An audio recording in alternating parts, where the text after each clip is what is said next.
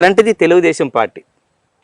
మీ party లక్ష్యం కావచ్చు, లేకపోతే మీ లక్ష్యం కావచ్చు, మీరు విజయం సాధిస్తే ఏం ప్రణాళికలు ఉన్నాయి? ఈ ప్రజలకి ఏం చేయదలుచుకున్నారు? ఒక స్పష్టత ఏమైనా ఉందా మీకు? అండి,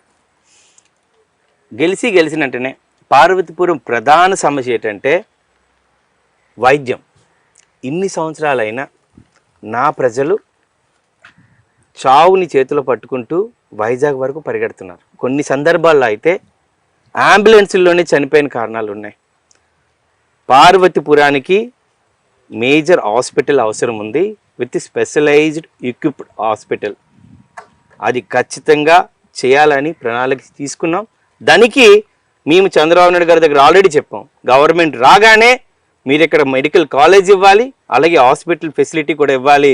ఈ ఏజెన్సీలో చిన్న చిన్న రోగాలకు కూడా చనిపోతున్నారు. అంటే అవేర్నెస్ లేకపోవడం, ఒక చిన్న సమస్య వచ్చినప్పుడు దానిపై అవగాహన లేక దాన్ని క్రోనిక్ చేసుకొని చనిపోయిన కేసులు కూడా ఉన్నాయి. అందుకే ఆరోగ్యం అనేది చాలా ప్రధానము. రెండోది, డిగ్రీ అయిపోయిన తర్వాత పీజీ చదువుకోవాలంటే నా నియోజకవర్గం స్టూడెంట్స్ ఎవరైనా ఉంటే అయితే బొబ్బులు రావాలి, లేదంటే విజయనగరం వెళ్ళాలి, లేదంటే విశాఖపట్నం వెళ్ళాలి. డిగ్రీ చదివిన తర్వాత పీజీ చదువుకోవడానికి పార్వతీపురంలో పీజీ కాలేజ్ ఒకటి పెట్టాలి. అది నా రెండో టార్గెట్. మూడో టార్గెట్, ఇక్కడ యువకుల్లో ఆస్పిరేషన్ తక్కువ ఉంది. ఒక ఐఏఎస్ అవ్వాలని, ఒక ఐపీఎస్ అవ్వాలని, ఒక ఎంటర్ప్రెనర్ అవ్వాలని, ఒక బిజినెస్ చేయాలని, ఒక స్టార్టప్ పెట్టాలని ఆలోచనలు లేదు. వాళ్ళకి నేనేం చేస్తున్నానంటే వివిధ సంస్థల ద్వారా అవేర్నెస్ తీసుకొచ్చి ఇక్కడి నుంచి పార్వతీపురంలో నేను నెక్స్ట్ 5 yearsలో ఎంత కాదన్నా ఒక 500 మంది డాక్టర్ని, 500 పైన ఒక 100 మంది సైంటిస్టులని వివిధ సంస్థల్లో వివిధ దేశాల్లో నా పార్వతీపురం నుంచి యూత్ని చూడాలని ఆశపడుతున్నాను. ఆపర్చునిటీస్ ఆర్ ప్లెంటీ అండి, ఓషన్స్ ఆఫ్ ఆపర్చునిటీస్ ఉన్నాయి. కాకపోతే అందిపుచ్చుకోవడానికి అవగాహన లోపంతో నా నియోజకవర్గం ప్రజలు ఉన్నారు. దాన్ని ఇవ్వడానికి నేను వారధిని అవుతా. ఇప్పుడు యువకులకి ఇక్కడ ఆపర్చునిటీస్కి మధ్యలో I want to become a bridge. నన్ను నుంచి వెళ్ళి ఆపర్చునిటీస్ అందుకోవడానికి ఇవ్వాల్సిన పాత్ తయారు చేద్దామని అనుకున్నాను. అది మూడోది. నాలుగోది, మౌలిక వసతులు. మీరు ఖచ్చితంగా పార్వతీపురం చూస్తే రోడ్లు బాగోవు, 2 శానిటేషన్ బాగోదు, 3 అసలు డ్రింకింగ్ వాటరా అది డ్రైనేజ్ వాటరా అంటారు.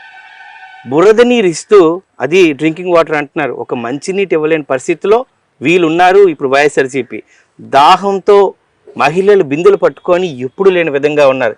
ఇప్పుడే ఇవ్వలేకపోతే రేపు ఏప్రిల్ మేలో ఎలాంటి పరిస్థితితో ఆలోచించండి.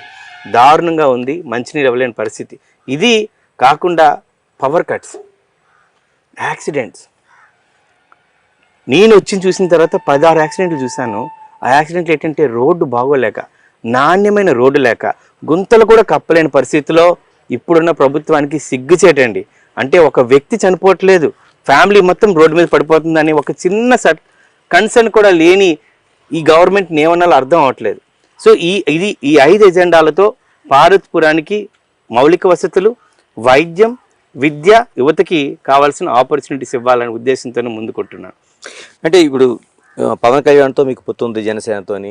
అంటే రాష్ట్ర వ్యాప్తంగా ఉండే నియోజకవర్గాలు వేరు, ఎస్సీ నియోజకవర్గాల పరిస్థితి వేరు. మీకు తెలుసు, సామాజికంగా 2 సామాజిక వర్గాల మధ్య వైరుధ్యాలు ఉంటే అందులో ఎస్సీ నియోజకవర్గాలు ఉండే వైరుధ్యం మీకు బాగా తెలిసిందే.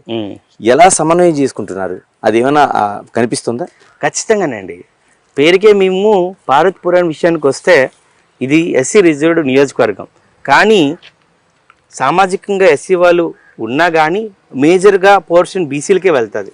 ఇక్కడ ఎమ్మెల్యేగా ఎస్సీ నించున్నా బీసీలకి ఎలా మేము సాయం చేయగలుగుతున్నామంటే మెజారిటీ ఆఫ్ నామినేటెడ్ పోస్ట్, ఏవైతే నామినేషన్ పోస్టులు ఉంటాయో ఆ పోస్టులన్నీ బీసీలకు ఇవ్వడం ద్వారా ఇద్దరిని కూడా బ్యాలెన్సింగ్ చేయడం అవుతుంది.